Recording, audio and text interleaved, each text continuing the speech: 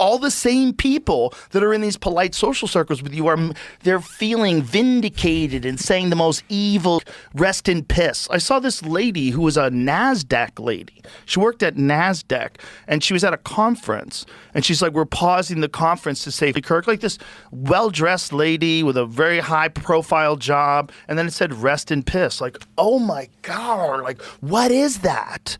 This morning, I was listening to I Do It So You Don't Have to, NPR's Up First morning podcast. I always like to hear what the left is saying. I know it's painful, but I do it out of love for the audience, not because it's important or objective. And they were getting into the Kimmel controversy, which we're going to turn to now. And they needed to tee up, as any good report will do, how this got started. Why are we talking about Jimmy Kimmel? What was his alleged offense on the airwaves that caused him to be pulled off the air for a week? And here was their summary.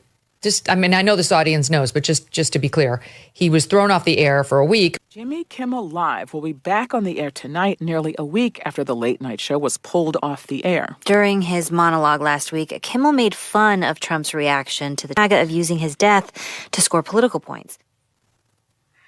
Made fun of Trump and accused MAGA of using his death to score political points. Zero about what Kimmel actually said, Mark, and that is by design. It is a willful misleading of the audience, and they elide the most difficult points of what they're dealing with over there on the leftist team because they're trying to run cover for one of their own. Yes, I believe you've seen the apology. Jimmy was in tears, but there is something more concerning about this video. It's going to be difficult, as seen by most comment, for people to take him seriously. I wonder his liberal audience feels about this. He obviously was shaken by the threat of losing his job, maybe more than regretting what he said, or he would not have been offered this. I would say let's see if the tones down on the weeks to come, and if he does, will he lose some of his liberal audience? That is a question that has puzzled through the minds of a lot of people. And I don't know if you saw this on Sunday. Erica forgave the man who shot her husband. She forgave him. That is an example we should follow. If you believe in the teachings of Jesus as I do, there it was. That's it. A selfless act of grace, forgiveness from a grieving widow. It touched me deeply. And I hope Kimmel has this sort of yourself style. Well, because it's kind of ironically, he celebrated in his monologue when Tucker Carlson got fired. It's kind of a problem. Yeah. And it's also kind of a problem that he, in his monologue, talked about how it was the right thing to fire Roseanne. Yeah, I remember that. A little bit of a problem. Yeah. So Sinclair, notwithstanding the fact that Disney said, we're bringing him back.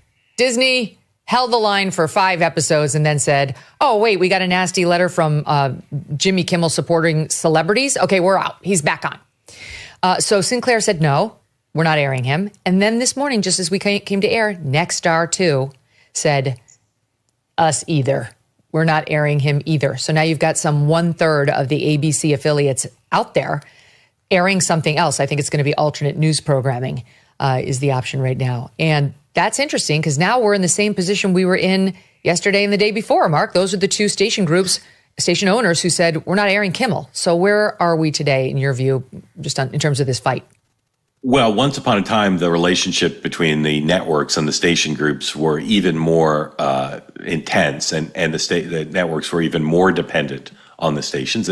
They can put it on Hulu, they could put it on YouTube, so they can distribute more easily in the digital age than without the stations. But make no mistake, they're still very dependent on those affiliate relationships. And these two big station owners have the right, and I'm sure they think the responsibility to not bring Kimmel back. I suspect Disney will try to change their minds, or perhaps this will be the spur to cancel a show that I don't know if it makes money or not, but it's not as popular as it once was. This is how the market should work. right?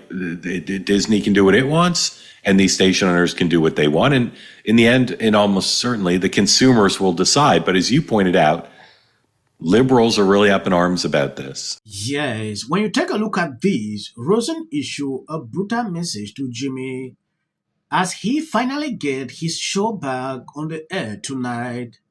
Should he apologize? Is there anything he can do to make you happy?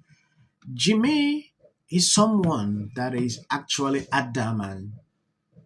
He made his decision not to apologize. Watching the whole segment, what I realized, he is struggling to apologize at the same time struggling to appeal to his liberal audience. That is not how this works. You made a mistake, acknowledge it, do the right thing. It's very simple. Everybody make mistakes. But from what I observed, there was actually no apology. Yeah. Though at the end of the show, he was feeling emotional about Erica forgiving. Do you think there's anything Jimmy could do tonight? Should he apologize? Like, is there anything he could do, you think, that could, make you happy, make people sort of forgive him? Well, I think he'll cheer himself on, and his fans, all, 2,000 of them, they'll feel heartened and, like they won another battle against Trump and the people of the United States. So it'll be a big celebration. Oh, he's back, and he'll double down. That's what they do. They'll see it as a victory. What would you say to Jimmy Kimmel if he happens to hear this? Well, he won't ever hear it because they live in a bubble where all alternate views or any truth is kept from them. I'm a troll. And, I love to troll. And so I trolled on Jimmy. I go, gee, Jimmy, if you would have defended me, maybe this wouldn't have happened to you. Yes, Trump sent this out. I can't believe ABC fake news gave Jimmy his job back. The White House was told by ABC that his show was cancelled. Something happened between then and now because his audience is gone and his talent was never there.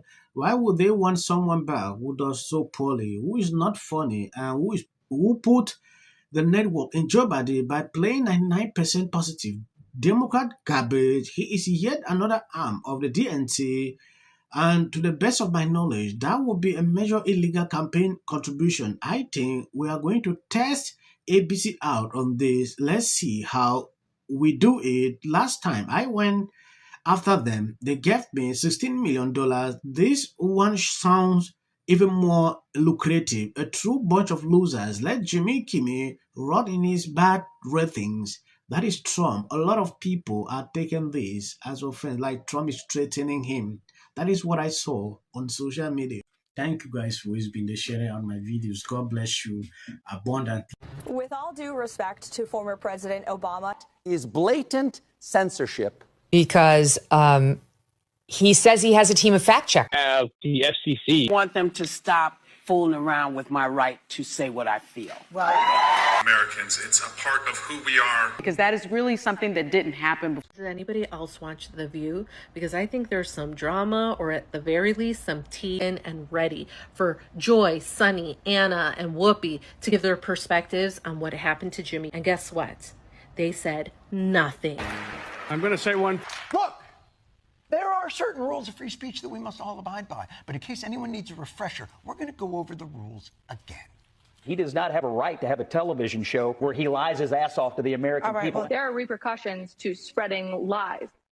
Somebody to get up there, not give a speech about... No, it's not up to Brendan Carr.